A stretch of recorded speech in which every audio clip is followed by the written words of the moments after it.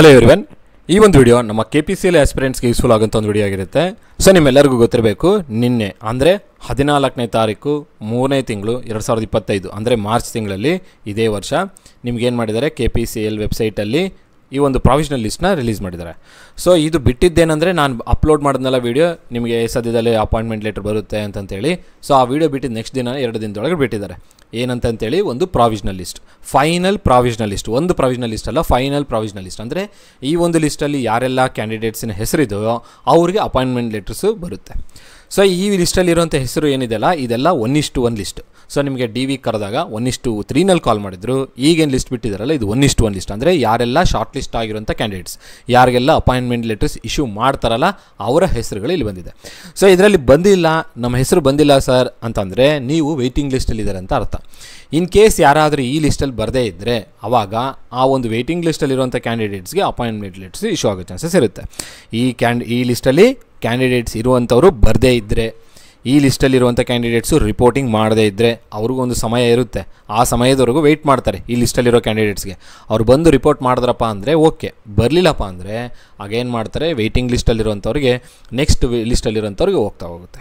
Okay, so ಯಾರಿಗೆಲ್ಲ ನಮ್ಮ ಇನ್ನೂ ಹೆಸರು ಬಂದಿಲ್ಲ ಸರ್, ನಮಗೆ ಅವ್ರಿಗೆ ಶಾರ್ಟ್ ಲಿಸ್ಟ್ ಆಗಿರೋರು 1 ಮಾರ್ಕು ಒಂದು 50 0.5 0.25 ವ್ಯತ್ಯಾಸ ಇದೆ ಅಂತ ಅನ್ನೋರು ವೆಯ್ಟ್ ಮಾಡಿ. ಯಾಕಂದರೆ ನೀವು ವೆಯ್ಟಿಂಗ್ ಲಿಸ್ಟಲ್ಲಿರೋರು.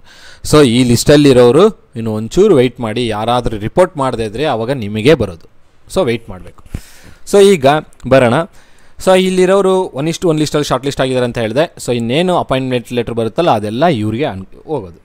ಸೊ ನಿನ್ನೆ ಈ ಒಂದು ನನಗೆ ನಿನ್ನೆ ನೈಟೇ ಸಿಕ್ಕಿತ್ತು, ನಿನ್ನೆ ಸಾಯಂಕಾಲ ಸಿಕ್ಕಿತ್ತು. ಹೇಳ್ಬೇಕಂದ್ರೆ ನಿನ್ನೆ ನೈಟ್ ಅಪ್ಲೋಡ್ ಮಾಡಬೇಕಿತ್ತು, ಬಟ್ ಅಪ್ಲೋಡ್ ಮಾಡೋಕ್ಕಾಗಲಿಲ್ಲ. ಯಾಕಂದರೆ ನನ್ನ ಒಂದು ಕೆಲಸ ಕಾರಣಗಳಿಂದ, ಈಗ ಒಂದು ಸ್ವಲ್ಪ ಸಮಯ ಸಿಕ್ಕಿರೋ ಕಾರಣದಿಂದ ಒಂದು ಚಿಕ್ಕ ವೀಡಿಯೋ ಮಾಡಿಬಿಡೋಣ, ಕ್ಲಾರಿಟಿ ಕೊಟ್ಬಿಡೋಣ. ಸ್ಟೂಡೆಂಟ್ಸು ಭಾಳಷ್ಟು ಜನ ಟೆಕ್ಸ್ಟ್ ಮಾಡಿದ್ದಾರೆ, ಸರ್ ಇದು ಏನು ಪ್ರೊಸೀಜರ್ ಏನು ಕತೆ ಅಂತಂತೇಳಿ. ಸೊ ನೋಡಿ, ಈಗ ಲಿಸ್ಟ್ ಬಿಟ್ಟಿದ್ದಾರೆ ನಿಮಗೆ. ಈ ಲಿಸ್ಟ್ ಬಿಟ್ಟಿದ್ದಾರಲ್ಲ, ಈ ಲಿಸ್ಟ್ ಬಿಟ್ಟಿದ ನಂತರ ನೆಕ್ಸ್ಟ್ ಪ್ರೊಸೀಜರ್ ಏನಂತ ಕೊನೆಯಲ್ಲಿ ಹೇಳ್ತೀನಿ. ಸೊ ಇದು ಪರಿಷ್ಕೃತ ತಾತ್ಕಾಲಿಕ ಆಯ್ಕೆ ಪಟ್ಟಿಗಳ ಪ್ರಕಟಣೆ ಕುರಿತು. ಸೊ ಕೆಳಗಡೆ ಎಲ್ಲ ನಿಮ್ಗೆ ಇನ್ಫಾರ್ಮೇಷನ್ ಕೊಟ್ಟಿದ್ದಾರೆ. ಈ ಇನ್ಫಾರ್ಮೇಷನ್ ನಾನು ಓದಿದ್ದೀನಿ, ಏನನ್ನೋದು ನಾನು ಶಾರ್ಟಾಗಿ ಹೇಳ್ಬಿಡ್ತೀನಿ, ಮತ್ತೆ ಓದೋದಕ್ಕೆ ಹೋಗಲ್ಲ. ನಿಮ್ಗೇನು ಲಿಸ್ಟ್ ಬಿಟ್ಟಿದ್ದಾರಲ್ಲ, ಇದ್ರ ಮೇಲೆ ನಿಮ್ಗೇನಾದರೂ ಕಂಪ್ಲೇಂಟ್ಸ್ ಇತ್ತಪ್ಪ ಅಂದರೆ ನೀವು ಒಂದು ರಿಜಿಸ್ಟರ್ಡ್ ಪೋಸ್ಟ್ ಮೂಲಕ KPCL ಕಳಿಸ್ಬೋದು. ದಿನಾಂಕನೂ ಕೊಟ್ಟಿದ್ದಾರೆ. ಅದಾಗಿನ ನಂತರ ಒಂದು ಇಲ್ಲಿ ಕೆಳಗಡೆ ಕೊನೆಯಲ್ಲಿ ಅವರು ಪರ್ಟಿಕ್ಯುಲರ್ ಡೇಟ್ನ ಮೆನ್ಷನ್ ಮಾಡಿದ್ದಾರೆ, 15/3/2025. ಇಲ್ಲಿ ಇಮೇಲ್ ಕೂಡ ಕೊಟ್ಟಿದ್ದಾರೆ. ಮತ್ತು ಆದಮೇಲೆ ಇದನ್ನು ಹೈಲೈಟ್ ಮಾಡಿ ಅಂತಲೂ ಹೇಳಿದ್ದಾರೆ.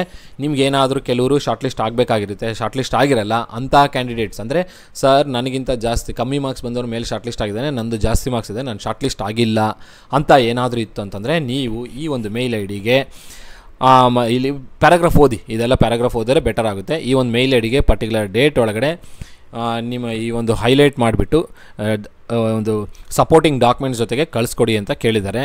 ಸೊ ಯಾರಿಗಾದರೂ ಆ ಥರ ಇತ್ತಪ್ಪ ಅಂದರೆ ನೀವು ಕಳಿಸ್ಕೊಡ್ಬೋದು. ಅದಾಗಿ ನಂತರ ಇಲ್ಲಿ ಇನ್ನೊಂದು ಹೇಳಿದ್ದಾರೆ, ಏನಪ್ಪ ಅಂತಂದರೆ ಸೊ ಯಾರಾದರೂ HKದಲ್ಲೂ NHKದಲ್ಲೂ ಆಗಿದ್ದು, ಎರಡರಲ್ಲೂ ಆಗಿರ್ತಾರೆ. ಕೆಲವರು ಯಾರೋ ಹೇಳ್ತಾ ಇದ್ರು, ನನಗೆ ಟೆಕ್ಸ್ಟ್ ಮಾಡಿದ್ರು, ಸರ್ ಪ್ರಾವಿಷನಲ್ ಲಿಸ್ಟಲ್ಲಿ ಎರಡರಲ್ಲೂ ಆಗಿದ್ದಾರೆ AJ-ನಲ್ಲಿ. ಆ ಥರ ಯಾರಾದರೂ ಇದ್ದರೆ ವಿಲ್ಲಿಂಗ್ ಲಿಸ್ಟ್ ಲೆಟ್ರು ಕೊಡಬೇಕು. ನೀವು ಕೊಡದೇ ಇದ್ದರೆ ನಿಮಗೆ ಪ್ರಾಬ್ಲಮ್. ಏನಂದರೆ ಅವ್ರಿಗೆ ಎಲ್ಲಿ ಬೇಕು ಅಲ್ಲಿ ಹಾಕ್ಬಿಡ್ತಾರೆ. ನೀವು ಹೋಗಿ ಸರ್ ನನಗೆ HK ಬೇಕು, ನನಗೆ NHK ಬೇಕು ಅಂತ ಕೊಟ್ಟರೆ ಅದನ್ನು ಕನ್ಸಿಡರ್ ಮಾಡ್ತಾರೆ. ಬಿಡು, HKದಲ್ಲೂ ಆಗಿದ್ದೀನಿ NHKದಲ್ಲೂ ಆಗಿದ್ದೀನಿ, ನನಗೆ ಬೇಕಾದಾಗ ಕೇಳ್ತೀನಿ, ಹಂಗೆ ಬರಲ್ಲ. ಸೊ ಯಾರೆಲ್ಲ ಎರಡರಲ್ಲೂ ಆಗಿದ್ರೋ, ಈಗ ಫೈನಲ್ ಪ್ರಾವಿಷನಲ್ ಲಿಸ್ಟಲ್ಲಿ ಕೂಡ ಎರಡರಲ್ಲೂ ಆಗಿದ್ರೋ ಸ್ವಲ್ಪ ಕೇರ್ಫುಲ್ ಆಗಿರ್ರಿ. ಹೋಗ್ಬಿಟ್ಟು ವಿಲ್ಲಿಂಗ್ ಲಿಸ್ಟ್ ಕೊಡ್ರಿ, ವಿಲ್ಲಿಂಗ್ನೆಸ್ ಲೆಟರು ವಿಲ್ಲಿಂಗ್ನೆಸ್ ಲೆಟ್ರ್ ಕೊಡ್ರಿ ಅವ್ರಿಗೆ. ಏನಂತೇಳಿ, ಸರ್ ನನಗೆ HKದಲ್ಲೂ ಆಗಿದ್ದೀನಿ NHKದಲ್ಲೂ ಆಗಿದ್ದೀನಿ, ನಾನು NHKದಲ್ಲಿ ತೊಗೊತೀನಿ, ನಿಮ್ಗೆ ಯಾವುದ್ರಲ್ಲಿ ತೊಗೊತೀರಾ ಅದರಲ್ಲಿ. ಸೊ ಅದರ ವಿಲ್ಲಿಂಗ್ನೆಸ್ ಲೆಟ್ರ್ ಕೊಟ್ಟಿದ್ದೀರಪ್ಪ ಅಂದರೆ ಅವರು ಅದನ್ನು ಕನ್ಸಿಡರ್ ಮಾಡ್ತಾರೆ, ಅದನ್ನು ಪರಿಗಣಿಸಿ ನಿಮ್ಗೆ ಯಾವಾಗ ನಾಳೆ ಅಪಾಯಿಂಟ್ಮೆಂಟ್ ಲೆಟ್ರ್ ಇಶ್ಯೂ ಮಾಡುವಾಗ ಅದ್ರ ಪ್ರಕಾರನೇ ಕೊಡ್ತಾರೆ. ಓಕೆ, ಸೊ ನಾನು ಎರಡಕ್ಕೂ ಆಗಿದ್ದೀನಲ್ಲ, ನನಗೆ ಯಾವ್ದು ಬೇಕು ಅದು ಕೇಳ್ತೀನಿ ಅನ್ನೋ ಯೋಚನೆ ಇಟ್ಕೊಳ್ಕೊಬಿಡಿ. ಫಸ್ಟು ಅದನ್ನು ಕೆಲಸ ಮಾಡಿ. ಯಾಕಂದರೆ ಅವರು ನೋಟಿಫಿಕೇಷನಲ್ಲಿ ಇಶ್ಯೂ ಮಾಡಿದ್ದಾರೆ, ಸರ್ಕ್ಯುಲರಲ್ಲಿ ಕೊಟ್ಟಿದ್ದಾರೆ ಅಂದರೆ ಅವರು ಬದ್ಧವಾಗಿರ್ತಾರೆ ಅದಕ್ಕೆ.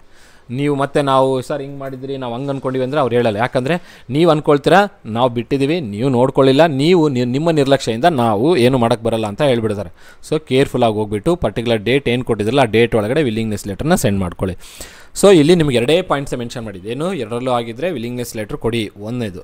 ಎರಡನೇದೇನು, ನಿಮ್ಗೆ ಈ ಬಿಟ್ಟಿರೋಂಥ ಲಿಸ್ಟ್ ಮೇಲೆ ಏನಾದರೂ ಅಬ್ಜೆಕ್ಷನ್ ಇತ್ತಪ್ಪ ಅಂತಂದರೆ ನೀವು ಇಲ್ಲಿಕ್ಕೆ ಈ ಪ್ಯಾರಾಗ್ರಾಫ್ನ ನೀವು ಕ್ಲಿಯರಾಗಿ ಓದ್ಕೊಳ್ಳಿ. ಈ ಪ್ಯಾರಾಗ್ರಾಫ್ನ ಕ್ಲಿಯರಾಗಿ ಓದ್ಕೊಂಡ್ರೆ ಏನು ಮಾಡಬೇಕು ಅನ್ನೋದು ಗೊತ್ತಾಗುತ್ತೆ. ಸಾರ್ ನಾನು ಶಾರ್ಟ್ ಲಿಸ್ಟ್ ಆಗಬೇಕಾಯಿತು, ನಾನು ಶಾರ್ಟ್ ಲಿಸ್ಟ್ ಆಗಿಲ್ಲ, ನಾನು ಏನು ಮಾಡಬೇಕು ಅಂತ ಅನ್ನೋರಿಗೆ ಇಲ್ಲಿದೆ ಸೊಲ್ಯೂಷನ್, ಈ ಪ್ಯಾರಾಗ್ರಾಫಲ್ಲಿ ಇದೆ ಸೊಲ್ಯೂಷನ್. ಸೊ ಇನ್ನು ಕೆಲವರಿಗೆ ಸರ್ ಇದರಲ್ಲಿ ಈ ಹುಡುಗ ಕಮ್ಮಿ ಮಾರ್ಕ್ಸ್ ಬಂದಿತ್ತು ಬಟ್ ಆದರೆ ಇಲ್ಲಿ ಜಾಸ್ತಿ ಮಾರ್ಕ್ಸ್ ಬಂದಿದೆ ಅಂತ ಏನಾದರೂ ಆ ಥರನೂ ಅಬ್ಜೆಕ್ಷನ್ ಇತ್ತಂದರೂ ನೀವು ಸೆಂಡ್ ಮಾಡಿ KPCLಗೆ. ಅವರೆಲ್ಲ ಡೀಟೇಲಾಗಿ ಕೊಟ್ಟಿದ್ರು, ಏನೇ ಅಬ್ಜೆಕ್ಷನ್ ಇತ್ತು ಅಂದರು ಈ ಒಂದು ಬಿಟ್ಟಿರುವಂಥ ಫೈನಲ್ ಪ್ರಾವಿಷನಲ್ ಲಿಸ್ಟ್ ಬಗ್ಗೆ ಏನಾದರೂ ಅಬ್ಜೆಕ್ಷನ್ ಇತ್ತು ಅಂತಂದರೆ ನೀವು ಫಸ್ಟು ವಿಲ್ಲಿಂಗ್ ಲೆಟರ್ನ ಕೊಟ್ಕೊಂಡು ಕ್ಲಿಯರ್ ಮಾಡ್ಕೊಳ್ಳಿ. ಓಕೆ, ವಿಲ್ಲಿಂಗ್ಲೆಸ್ ಲೆಟ್ರು ಮತ್ತು ಕೆಳಗಡೆ ಕೊಟ್ಟಿರುವಂಥ ಪ್ಯಾರಾಗ್ರಾಫಲ್ಲಿ ಏನು ಕೊಟ್ಟಿದ್ರಲ್ಲ ಆ ಸೊಲ್ಯೂಷನ್ ಪ್ರಕಾರ ಮೂವ್ ಆಗ್ರಿ. ನೆಕ್ಸ್ಟ್ ಅದಾಗಿ ನಂತರ very important point, sir final list ಕೊಟ್ಬಿಟ್ಟಿದ್ದಾರೆ, ಇನ್ನು ಯಾವಾಗ ಅಪಾಯಿಂಟ್ಮೆಂಟ್ ಲೆಟ್ರ್ ಬರುತ್ತೆ ಅಂತ ಅನ್ನೋದಕ್ಕೆ ಒಂದು ಚಿಕ್ಕ ಬ್ರೇಕ್. ಏನಪ್ಪ ಬ್ರೇಕ್ ಅಂದರೆ ನೋಡಿ, ಇಲ್ಲಿ ಟಿಪ್ಪಣಿನಲ್ಲಿ ಕೊಟ್ಟಿದ್ದಾರೆ, ಸಾದರೆ ಪಟ್ಟಿಯು ಬೆಂಗಳೂರು ಮಾನ್ಯ ಹೈಕೋರ್ಟಿನಲ್ಲಿ ರಿಟ್ ಪಿಟಿಷನ್ಗಳು, ಇವೆಲ್ಲ ರಿಟ್ ಪಿಟಿಷನ್ಗಳು ಪ್ರಕರಣಗಳಿಗೆ ಸಂಬಂಧಿಸಿದಂತೆ ಮಾನ್ಯ ನ್ಯಾಯಾಲಯವು ನೀಡುವ ಅಂತಿಮ ತೀರ್ಪುಗೊಳಪಟ್ಟಿರುತ್ತದೆ. ಅಂದರೆ ಇನ್ನೂ ಕೇಸ್ ಕ್ಲಿಯರ್ ಆಗಿಲ್ಲ, ಇಷ್ಟು ರಿಟ್ ಪಿಟಿಷನ್ಗಳಿವೆ. ಈ ರಿಟ್ ಪಿಟಿಷನ್ಗಳು ಕ್ಲಿಯರ್ ಆಗಿದ ನಂತರ ಈ ಬಿಟ್ಟಿರುವಂಥ ಪ್ರಾವಿಷನಲ್ ಲಿಸ್ಟ್ ಅವರಿಗೆ ಏನು ಮಾಡ್ತಾರೆ, ಅಪಾಯಿಂಟ್ಮೆಂಟ್ ಲೆಟರ್ ಕೊಡ್ತಾರೆ. ಸೊ ರಿಟ್ ಪಿಟಿಷನ್ಗಳು ಇದ್ದಾವೆ ಎಲ್ಲಿ, ಹೈಕೋರ್ಟಲ್ಲಿ. ಹೈಕೋರ್ಟ್ ಅವರು ಕೊಡುವಂಥ ತೀರ್ಪಿನ ಬೇಸಿಸ್ ಮೇಲೆ ನೆಕ್ಸ್ಟ್ ಫರ್ದರ್ ಸ್ಟೆಪ್ನ ತೊಗೊಳ್ತಾರೆ. ಯಾರು KPCL ಅವರು. ಅಲ್ಲಿವರೆಗೂ ಇದನ್ನು ಪೆಂಡಿಂಗ್ ಇರುತ್ತೆ. ಬಟ್ ಫೈನಲ್ ಪ್ರಾವಿಷನಲ್ ಲಿಸ್ಟ್ ಅಂತೂ ಬಂದಿದೆ, ಇವರೆಲ್ಲ ಶಾರ್ಟ್ ಲಿಸ್ಟ್ ಆಗೋದಂತೆ ಗ್ಯಾರಂಟಿ. ಓಕೆ, ಇವರಿಗೆಲ್ಲ ಅಪಾಯಿಂಟ್ಮೆಂಟ್ ಲೆಟ್ರ್ ಬರೋದು ಗ್ಯಾರಂಟಿ ಯಾವಾಗ ಕೇಸ್ ಕ್ಲಿಯರ್ ಆಯ್ತು ಅಂದಮೇಲೆ. ಕೇಸ್ ಕ್ಲಿಯರ್ ಆಗಬೇಕು, ಇನ್ನೂ ಹೈಕೋರ್ಟಲ್ಲಿ ಕೇಸ್ ಇದೆ ಅಂತ ಅನ್ನೋದು ಈ ಒಂದರಿಂದ ನಮಗೆ ತಿಳ್ಕೊಳ್ಬೋದು. ನಾನೇನು ಅಂದ್ಕೊಂಡಿದ್ದೆ ಕೇಸ್ ಕ್ಲಿಯರ್ ಆಗೋಗಿದೆ ಅಂತ ಅಂದ್ಕೊಂಡೆ, ಬಟ್ ಇನ್ನೂ ಕೇಸ್ ಪೆಂಡಿಂಗ್ ಇದೆ. ಆಗ್ತಾ ಇರ್ತಾರೆ ಕೇಸ್ ಹಾಕಿದಾಗ, ಮತ್ತು ಇನ್ನೂ ಕೇಸ್ ಹೊರಡ್ತಾ ಇರುತ್ತೆ. ಸೊ ನೀವು ಇಲ್ಲಿ ಕೆಳಗಡೆ ನೋಡ್ಬೋದು ನೋಡಿ, ಏನು revised provisional selection list, revised provisional select list ಅಂತ ಹಾಕಿದ್ದಾರೆ. ಸೊ ಇದು ಯಾವುದರಪ್ಪ ಅಂತಂದರೆ ಹೈದರಾಬಾದ್ ಕರ್ನಾಟಕದ್ದು AE ಸಿವಿಲು ಮೊತ್ತ 22 ವೇಕೆನ್ಸಿ ಇತ್ತು. ಆ 22 ವೇಕೆನ್ಸಿಗೆ 22 ಜನ ಶಾರ್ಟ್ ಲಿಸ್ಟ್ ಮಾಡಿದ್ದಾರೆ. ಸೊ ಇದನ್ನೊಂದು ಸಲ ನೋಡ್ಕೊಳ್ಳಿ, ನಿಮ್ಮ ಹೆಸರು ಇದೆಯಾ ಇಲ್ಲ ಅಂತೇಳಿ. ಅದೇ ಥರನೇ AE ಎಲೆಕ್ಟ್ರಿಕಲ್ ಡಿಪಾರ್ಟ್ಮೆಂಟು 71 ವೇಕೆನ್ಸಿ ಇತ್ತು. ಯಾವುದರಲ್ಲಿ, ಹೈದರಾಬಾದ್ ಕರ್ನಾಟಕ ಭಾಗದಲ್ಲಿ. ಸೊ ಅದಕ್ಕೆ ಸಂಬಂಧಪಟ್ಟಂಥ ಹೆಸರುಗಳಲ್ಲಿದ್ದಾವೆ, ಯಾರ್ಯಾರ ಹೆಸರುಗಳಿಗೆ ಶಾರ್ಟ್ ಲಿಸ್ಟ್ ಆಗಿದ್ದಾರೋ ಅಲ್ಲೆಲ್ಲರೂ ನೋಡ್ಕೊಳ್ಳಿ. ಅದೇ ಥರನೇ 77 ಜನ ಎಲ್ಲ ಇದ್ದಿದ್ದು, ಇದು 71. ಅದೇ ಥರನೇ AE ಮೆಕ್ಯಾನಿಕಲ್ ನಮ್ಮ ವಿಭಾಗ, ಯಾಂತ್ರಿಕ ವಿಭಾಗ, ಹೈದರಾಬಾದ್ ಕರ್ನಾಟಕ ವಿಭಾಗದ್ದು ಎಷ್ಟಿತ್ತು, ಮೊತ್ತ 33 ವೇಕೆನ್ಸೀಸ್ ಇತ್ತು. ಆ 33 ವೇಕೆನ್ಸೀಸ್ಗೆ ಶಾರ್ಟ್ ಲಿಸ್ಟ್ ಆಗಿರುವಂಥ ಹೆಸರುಗಳನ್ನ ಇಲ್ಲಿ ಕೊಟ್ಟಿದ್ದಾರೆ. ನಿಮ್ಮ ಹೆಸರುಗಳಿದ್ದರೆ ನೋಡ್ಕೊಳ್ಳಿ ಇದರಲ್ಲಿ. ಸೊ ಇದರಲ್ಲಿ ಇತ್ತಪ್ಪ ಅಂದರೆ ನಿಮಗೆ ಏನಾಗುತ್ತೆ, ಫೈನಲ್ ಲಿಸ್ಟಲ್ಲಿ ನಿಮಗೆ ಫೈನಲ್ ಆಗಿ ಅಪಾಯಿಂಟ್ಮೆಂಟ್ ಲೆಟರ್ ಅಂತೂ ಸದ್ಯದಲ್ಲಿ ಇಶ್ಯೂ ಆಗುತ್ತೆ. ಸೊ ನನಗೆ ಇದರಲ್ಲಿ ಕೆಲವರು ಕಾಂಟ್ಯಾಕ್ಟ್ ಮಾಡಿದ್ರು, ರಿಯಾಜ್ ಹುಸೇನ್, ಆಯ್ತು ನೋಡಿ ನಿಮ್ಮದು ಇಲ್ಲಿ ಆದಷ್ಟು ಬೇಗನೆ ನಿಮಗೆ ಅಪಾಯಿಂಟ್ಮೆಂಟ್ ಲೆಟರ್ ಬರುತ್ತೆ, ನಿಮಗಂತ ಅಂತಲ್ಲ, ಈ ಲಿಸ್ಟಲ್ಲಿರೋರು ಎಲ್ಲರೂ ಹೆಸರು ಬರುತ್ತೆ. ಸೊ ಸಾಕಷ್ಟು ಜನ ನನಗೆ ಇದರಲ್ಲಿರೋರೆಲ್ಲ ಕಾಂಟ್ಯಾಕ್ಟ್ ಮಾಡಿದರು. ಸೊ ನಿಮಗೆ ಆದಷ್ಟು ಇನ್ನು ತೊಂದರೆ ಇಲ್ಲ, ಇನ್ನು ಇಲ್ಲಿ ಮೇಲೆ ಟೆನ್ಷನ್ ತೊಗೊಳ್ಕೋಬೇಡಿ, ಯಾಕಂದರೆ ಫೈನಲ್ ಲಿಸ್ಟ್ ಬಂದಿದೆ. ಫೈನಲ್ ಲಿಸ್ಟ್ ಬಂದಿದೆ ಅಂದರೆ ನನ್ನ ಪ್ರಕಾರ ಇನ್ನೊಂದು 2 ಮಂತ್ಸ್ ಅಂತ ಇಟ್ಕೊಳ್ಳಿ, 2 ಮಂತ್ಸ್. ಸೊ ಇದು ಯಾವುದು, ಮಾರ್ಚ್ ಅಲ್ವಾ, ಮಾರ್ಚು. ಸೊ ಮೇ ಮ್ಯಾಕ್ಸ್ ಅಂತಂದರೆ ಜೂನ್, ಮ್ಯಾಕ್ಸಿಮಮ್ ಅಂದರೆ ಜೂನ್. ಇಷ್ಟರೊಳಗಡೆ ನಿಮಗೆ ಅಪಾಯಿಂಟ್ಮೆಂಟ್ ಲೆಟ್ರ್ ಇಶ್ಯೂ ಆಗೇ ಆಗುತ್ತೆ, 100% ಆಗುತ್ತೆ ನನ್ನ ಪ್ರಕಾರ. ಇಲ್ಲ 99% ತೊಗೊಳ್ಳಿ, 1% ಏನೋ ಲೂಪ್ ಹೋಲಿಂದ ಮತ್ತೆ ಹಿಂದಕ್ಕೆ ಹೋಗ್ಬೋದು. ಸೊ ಮೇ ಟು ಜೂನ್ ಒಳಗಡೆ ನಿಮ್ಗೆ ಅಪಾಯಿಂಟ್ಮೆಂಟ್ ಲೆಟರ್ಸ್ ಅಂತೂ ಬರುತ್ತೆ. ಇದೇ ನಮಗೆ ಯಾಕೆ ನಾನು ರೀಸೆಂಟ್ ವೀಡಿಯೋದಲ್ಲಿ very soon appointment letters are coming very soon ಅಂತ ಹಾಕಿದ್ದಂದರೆ 2-3 ತಿಂಗಳೇ ವೆರಿ ಸೂನ್ ಆಯ್ತು. ಯಾಕಂದರೆ ವರ್ಷಗಟ್ಟಲೆ ತೊಗೊಂಬಿಟ್ಟಿದ್ದಲ್ಲ, ನಮಗಿನ್ನ 2 ತಿಂಗಳು 3 ತಿಂಗಳೇ ವೆರಿ ಸೂನ್ ಅನ್ನೋದಾಗುತ್ತೆ. ಬಟ್ ಆದರೂ ಅಪಾಯಿಂಟ್ಮೆಂಟ್ ಲೆಟರ್ಸ್ ಬರುತ್ತೆ, ಟೆನ್ಷನ್ ತೊಗೊಳಕೋಬೇಡಿ. ನೆಕ್ಸ್ಟ್ ಇಲ್ಲಿ ನೋಡಿ, AE ಇನ್ಸ್ಟ್ರುಮೆಂಟೇಷನು ಮೊತ್ತ 60 ವೇಕೆನ್ಸೀಸ್ ಇತ್ತು, ಹೈದರಾಬಾದ್ ಕರ್ನಾಟಕ. ಇವ್ರದ್ದು ಸಖತ್ತು ಕಮ್ಮಿ ಮಾರ್ಕ್ಸ್ಗೆಲ್ಲ ಶಾರ್ಟ್ ಲಿಸ್ಟ್ ಆಗಿದ್ದಾರೆ. ಒಂದು ಸಲ ನೋಡಿ 23 ಮಾರ್ಕು, 20 ಮಾರ್ಕು, 21 ಮಾರ್ಕು, 17 ಮಾರ್ಕು, ಕೆಲವರಾದ್ರೂ ಬರೀ 1 ಮಾರ್ಕಿಗೂ ಶಾರ್ಟ್ ಲಿಸ್ಟ್ ಆಗಿದ್ದಾರೆ. ನೋಡಿ 22 ಮಾರ್ಕ್, ಬರೀ 22 ಮಾರ್ಕಿಗೆ ಅಸಿಸ್ಟೆಂಟ್ ಇಂಜಿನಿಯರ್ ಶಾರ್ಟ್ ಲಿಸ್ಟ್ ಆಗಿದ್ರು. ಓದಬೇಕಾಯಿತು, ಸ್ಟೂಡೆಂಟ್ಸ್ ಓದಿದರೆ ಚೆನ್ನಾಗಾಗ್ತಿತ್ತು. ನೋಡಿ ಇಲ್ಲಿ ಬರೀ 5 ಮಾರ್ಕಿಗೆ ಶಾರ್ಟ್ ಲಿಸ್ಟ್ ಆಗಿದ್ದಾರೆ. ಯಾರು, ಬಸವರಾಜ್ ಅನ್ನೋರು, SC ರೂರಲ್ ಕ್ಯಾಟಗರಿನಲ್ಲಿ. ನೋಡಿದ್ರೆ ಬರೀ 14 ಮಾರ್ಕ್, 3 ಮಾರ್ಕ್, 9 ಮಾರ್ಕಿಗೆ ಶಾರ್ಟ್ ಲಿಸ್ಟ್ ಆಗಿದ್ದಾರೆ. ಓಕೆ, ಇರಲಿ, ತೊಂದರೆ ಇಲ್ಲ. ಇದೇನು ಹೇಳಬೇಕಂದ್ರೆ ಶಾರ್ಟ್ ಲಿಸ್ಟ್ ಆಗಿರೋದಕ್ಕೆ ಕಂಗ್ರಾಟ್ಸ್ ಹೇಳಬೇಕು. ಯಾಕಂದರೆ ಕಾಂಪಿಟೇಷನ್ ಇರಲಿಲ್ವಲ್ಲ, ಕಾಂಪಿಟೇಷನ್ ಇಲ್ಲದೇ ಇರೋ ಕಾರಣದ ಮತ್ತು ಅಭ್ಯರ್ಥಿಗಳು ಬೇಕು ಫೈನಲ್ ಆಗಿ ಇದನ್ನು ಕಂಪ್ಲೀಟ್ ಮಾಡಬೇಕಂದಾಗ ಇರೋಂಥವ್ರನ್ನೇ ಆಯ್ಕೆ ಮಾಡಬೇಕಾಗುತ್ತೆ. ಆಯ್ಕೆ ಮಾಡಿದ್ದಾರೆ, ಕಂಗ್ರಾಟ್ಸ್ ಎಲ್ಲರೂ ಯಾರ್ಯಾರು ಶಾರ್ಟ್ ಲಿಸ್ಟ್ ಆಗಿದ್ದಾರೆ ಅವರಿಗೆ. ಅದಾಗಿ ನಂತರ ನೋಡಿ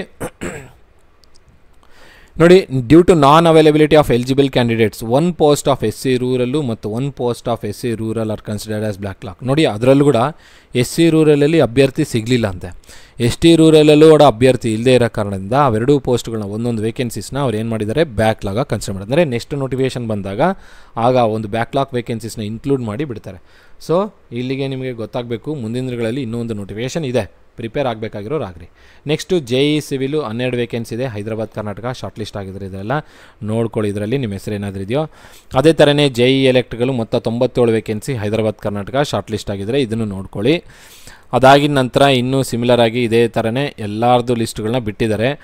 ನೀವು ಒಂದು ಸಲ ಗೋತ್ರು ಆಗಬೇಕು, ಯಾಕಂದರೆ ನಾನು ನಿಮಗೆ ಹಿಂಗೆ ಮಾಡ್ಕೊತ ಹೋದರೆ ವೀಡಿಯೋ ಲೆಂತಿ ಆಗ್ಬೋದು, ನಿಮಗೂ ಬೇಜಾರಾಗ್ಬೋದು. ಸೊ ಓಕೆ, ಸೊ ಎಲೆಕ್ಟ್ರಿಕಲ್ ಆಯ್ತಲ್ವಾ. ನೆಕ್ಸ್ಟ್ ಅದೇ ಥರನೇ JEದು HK NHK ಎಲ್ಲ ಬಿಟ್ಟಿದ್ದಾರೆ. ಇಲ್ಲಿ ನೋಡಿ, ಇದು JE ಮೆಕ್ಯಾನಿಕಲು ಹೈದರಾಬಾದ್ ಕರ್ನಾಟಕ ಮೊತ್ತ 56 ವೇಕೆನ್ಸಿ ಇತ್ತು, 56 ಜನದ್ದು ಇಲ್ಲಿ ಶಾರ್ಟ್ ಲಿಸ್ಟ್ ಆಗಿದ್ದಾರೆ.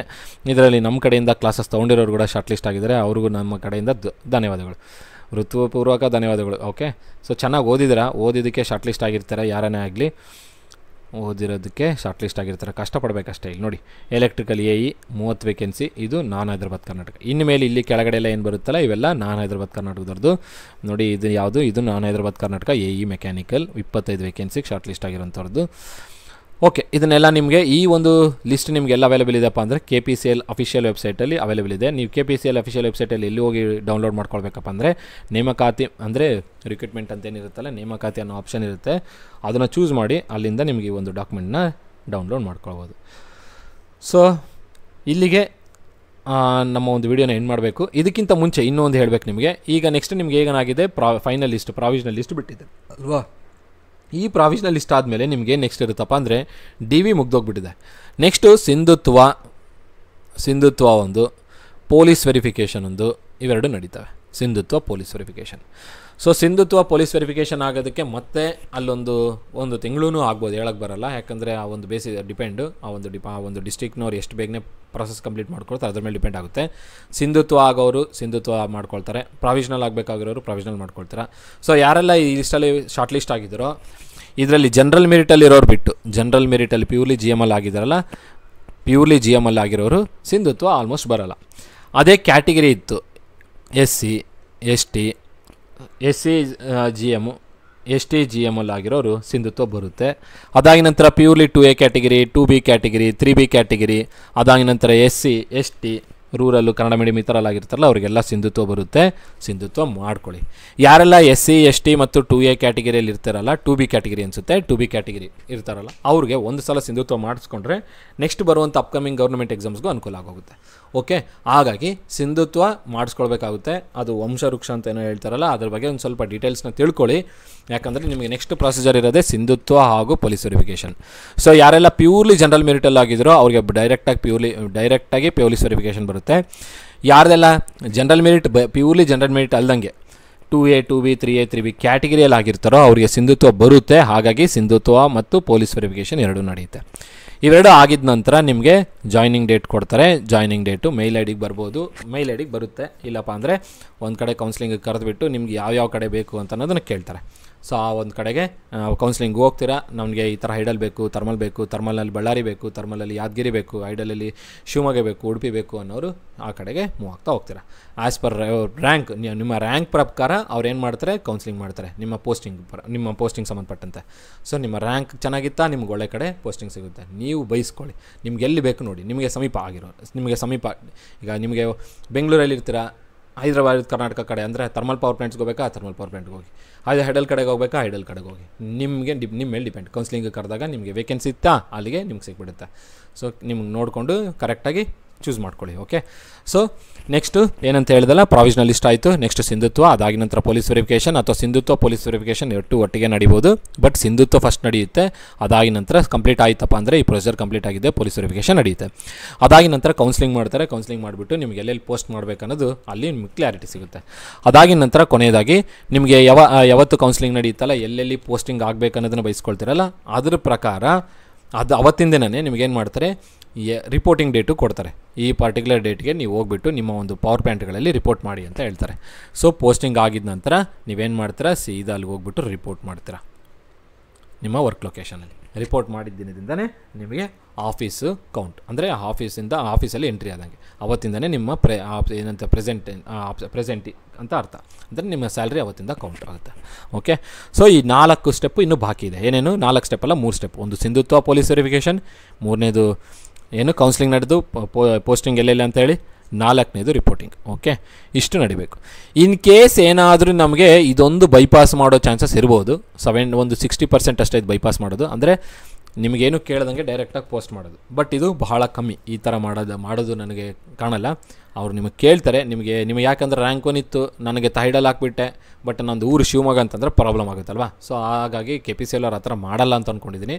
ಸೊ ಕೌನ್ಸ್ಲಿಂಗ್ ಮಾಡಿಬಿಟ್ಟು ನಿಮಗೆ ನಿಮ್ಮ ರ್ಯಾಂಕ್ ಪ್ರಕಾರ ಪೋಸ್ಟಿಂಗ್ನ ಕೊಡ್ತಾ ಹೋಗ್ತಾರೆ ಅಂತ ಅಂದ್ಕೊಂಡಿದ್ದೀನಿ. ನೋಡೋಣ, ವೆಯ್ಟ್ ಮಾಡೋಣ. ಒಟ್ಟಿಗೆ ನನ್ನ ಪ್ರಕಾರ ಜನರಲಾಗಿ ಹೋಗಬೇಕಾಗಿದ್ದು ಈ 3 ಸ್ಟೆಪ್ಸು ಹೋಗಲೇಬೇಕು. ರಿಪೋರ್ಟಿಂಗ್ ಆಗಿದ ನಂತರದಿಂದ ನೀವು ಜಾಯ್ನ್ ಆದಂಗೆ. ಓಕೆ, ಸೊ ಅದಾಗಿದ ನಂತರ ಇನ್ನೂ ಒಂದು ನಾನು ನಿಮಗೆ ಸಂಬಂಧಪಟ್ಟಂತೆ JEE ಇದು ಇನ್ನೊಂದು ವಿಡಿಯೋ ಮಾಡೋಣ ಅಂತ ಅಂದ್ಕೊಂಡಿದ್ದೀನಿ. ಇದು ಯಾರೆಲ್ಲ ಶಾರ್ಟ್ ಲಿಸ್ಟ್ ಆಗಿದ್ದೀರಾ, ವೇಟಿಂಗ್ ಲಿಸ್ಟಲ್ಲಿದ್ದೀರಾ, ನೆಕ್ಸ್ಟ್ ಬರೆಯುವಂಥವ್ರು, ಅಂದರೆ ನೆಕ್ಸ್ಟ್ ಕಾಂಪಿಟೇಟಿವ್, ಅಂದರೆ ಇದೇ KPCL ನೋಟಿಫಿಕೇಷನ್ ಬಂದರೆ ಬಿಟ್ಟರೆ ಪ್ರಿಪೇರ್ ಆಗ್ತಾ ಇರೋವಂಥವ್ರಿಗೂ ಅನುಕೂಲ ಆಗಬೇಕು. ಯಾಕಂದರೆ ನಿಮಗೆ ಒಂದು ಸ್ವಲ್ಪ ಎನರ್ಜಿ ಕೊಡಬೇಕಂದ್ರೆ ಅದೊಂದು ಚಿಕ್ಕ ವಿಡಿಯೋ ಮಾಡೋಣ ಅಂದ್ಕೊಂಡಿದ್ದೀನಿ. ನೋಡೋಣ, ಸದ್ಯದಲ್ಲೇ ಬಿಡ್ತೀನಿ. ಸೊ ಇನ್ನು ಯಾರೆಲ್ಲ ಪ್ರಿಪೇರ್ ಆಗ್ತಿದ್ರು ಆಸ್ಪಿರೆಂಟ್ಸು KPCLಗೆ ಪ್ರಿಪೇರ್ ಆಗಿ. ಯಾಕಂದರೆ ಇನ್ನೂ ಒಂದು ನೋಟಿಫಿಕೇಷನ್ ಇದೆ, ಇನ್ನೂ ಒಂದು ನೋಟಿಫಿಕೇಷನ್ ಬರುತ್ತೆ. 300ರಿಂದ 400ವರೆಗೂ ಹೋಗ್ಬೋದು. 300 to 400 ವೇಕೆನ್ಸೀಸ್ದು ಬಂದೇ ಬರುತ್ತೆ. ಅದು ಯಾವಾಗ ಬರುತ್ತೋ ಗೊತ್ತಿಲ್ಲ, ಬಂದೇ ಬರುತ್ತೆ. ಯಾಕಂದರೆ ಈಗಾಗಲೇ 8 ವರ್ಷ ಆಯ್ತಲ್ವ, 8 ಇಯರ್ಸ್ ಆಯಿತು, ಎಲ್ಲೂ ನಮ್ಗೆ ಹೊಸ ನೋಟಿಫಿಕೇಷನ್ ಇಲ್ಲ. ಸೊ ಈ 8 ಇಯರ್ಸಲ್ಲಿ ಹ್ಯೂಜ್ ನಂಬರ್ ಆಫ್ ವೇಕೆನ್ಸೀಸ್ ಏನಾಗಿರ್ತವೆ, ಅಕ್ಯುಮುಲೇಟ್ ಆಗಿರ್ತವೆ. ಆ ವೇಕೆನ್ಸೀಸ್ಗೆ ನೋಡಿಕೊಂಡ್ರೆ ಈ ವೇಕೆನ್ಸೀಸ್ ಕಮ್ಮಿ, ನಾನು ಹೇಳ್ತಿರೋ ವೇಕೆನ್ಸೀಸ್ ಕಮ್ಮಿ. 8 ವರ್ಷಕ್ಕೆ ಸಾಕಷ್ಟು ವೇಕೆನ್ಸೀಸ್ ಅಕ್ಯುಮುಲೇಟ್ ಆಗಿರ್ತವೆ. ಸೊ ನೋಡೋಣ, KPCL ಅವರು ಈ ಒಂದು ನೋಟಿಫಿಕೇಷನ್ ಕಂಪ್ಲೀಟ್ ಆದರೆ ಆ ಒಂದು ನೋಟಿಫಿಕೇಷನ್ನ ಬಿಡ್ಬೋದು. ಸೊ ಯಾರೆಲ್ಲ ಈ ಒಂದು ಫೈನಲಿಸ್ಟಲ್ಲಿ ವೇಟಿಂಗ್ ಲಿಸ್ಟಲ್ಲಿ ಇದ್ದೀರಾ, ಫೈನಲಿಸ್ಟಲ್ಲಿದ್ದೀರಾ, ವೇಟಿಂಗ್ ಲಿಸ್ಟಲ್ಲಿ ಬಂದಿಲ್ಲ, ಅಥವಾ ಎಲ್ಲ ಕಂಪ್ಲೀಟ್ ಆಗಿದ ನಂತರ ನಮ್ಗೆ ಇನ್ನೂ ಅಪಾಯಿಂಟ್ಮೆಂಟ್ ಲೆಟರ್ ಬಂದಿಲ್ಲ ಅಥವಾ ಬರಲ್ಲ ಅಂತ ಗೊತ್ತಾಯ್ತು ಅಂತಿರೋ ಬೇಜಾರಾಗೋಕ್ಕೋಗ್ಬೇಡಿ. ಯಾಕಂದರೆ ಇನ್ನೂ ನಿಮಗೆ ಇದಿಲ್ಲ ಅಂದರೆ ಇನ್ನೊಂದು ನೀವು ಖುಷಿ ಪಡಬೇಕಾಗಿರೋ ವಿಚಾರ ಏನಪ್ಪ ಅಂದರೆ, ಶಾರ್ಟ್ ಲಿಸ್ಟ್ ಆಗಿದ್ದೀರಾ, ಇನ್ನೊಂದು ನೋಟಿಫಿಕೇಷನ್ ನಿಮ್ಮ ಹೆಸರಿದೆ ಅಂತ ಅರ್ಥ. ಇವತ್ತಿಲ್ಲ ನಾಳೆ ಹಾಗೇ ಆಗ್ತೀರಾ, 100% ಆಗ್ತೀರಾ. ನಿಮ್ಮ ಪ್ರಯತ್ನನ ಬಿಡೋಕ್ಕೆ ಹೋಗ್ಬೇಡಿ, ಪ್ರಯತ್ನ ಮಾಡ್ತಾಯಿರಿ. ಇವತ್ತಿಲ್ಲ ನಾಡಿದ್ದು ನಿಮ್ಮ ಹೆಸರು ಇದ್ದೇ ಇರುತ್ತೆ, ಇದು ನನ್ನ ಗ್ಯಾರಂಟಿ. 100% ವರ್ಕ್ ಕೊಡೋನಿಗೆ 100% ರಿಸಲ್ಟ್ ಬಂದೇ ಬರುತ್ತೆ. ಥರ್ಮೋಡೈನಮಿಕ್ಸ್ ಲಾನಲ್ಲೇ ಇದೆ, ಎಷ್ಟು ಅಮೌಂಟ್ ಆಫ್ ಹೀಟ್ ಕೊಡ್ತೀವಿ ಅಷ್ಟು ಅಮೌಂಟ್ ಆಫ್ ಹೀಟ್ ಬರಲ್ಲ, ಬಟ್ ಅದು ಇಂಜಿನಿಯರಿಂಗಲ್ಲಿ. ಬಟ್ ಎವ್ರಿಡೇ ಲೈಫಲ್ಲಿ ಎಷ್ಟು ಅಮೌಂಟ್ ಆಫ್ ಕೆಲಸ ಕೊಡ್ತೀವೋ ಅಷ್ಟು ಅಮೌಂಟ್ ಆಫ್ ಔಟ್ಪುಟ್ ಬಂದೇ ಬರುತ್ತೆ. ಅದು ಇಮಿಡಿಯೇಟಾಗಿ ಬರದೇ ಇರ್ಬೋದು, ಬಟ್ ಬರುತ್ತೆ, 100% ಬರುತ್ತೆ. ಸೊ ಪ್ರಿಪೇರ್ ಆಗ್ತೀರಿ. ಆಲ್ ದಿ ಬೆಸ್ಟ್ ಹೇಳ್ತಾ ಈ ಒಂದು ವಿಡಿಯೋನ ಎಂಡ್ ಮಾಡ್ತಾಯಿದ್ದೀನಿ. ಈ ವಿಡಿಯೋ ಇಷ್ಟ ಆದರೆ ಲೈಕ್ ಮಾಡಿ, ಚಾನಲ್ಗೆ ಇನ್ನೂ ಸಬ್ಸ್ಕ್ರೈಬ್ ಆಗದಿದ್ರೆ ಸಬ್ಸ್ಕ್ರೈಬ್ ಮಾಡಿ, ಹಾಗೂ ನಿಮ್ಮ ಫ್ರೆಂಡ್ಸ್ ಜೊತೆಗೂ ಶೇರ್ ಮಾಡಿ. ಈ ಇನ್ಫಾರ್ಮೇಷನು ಎಲ್ಲರಿಗೂ ಸ್ಪ್ರೆಡ್ ಆಗಲಿ. ಎಲ್ಲರಿಗೂ ಇಷ್ಟನ್ನು ಹೇಳ್ತಾ ಧನ್ಯವಾದಗಳು. Have A nice day.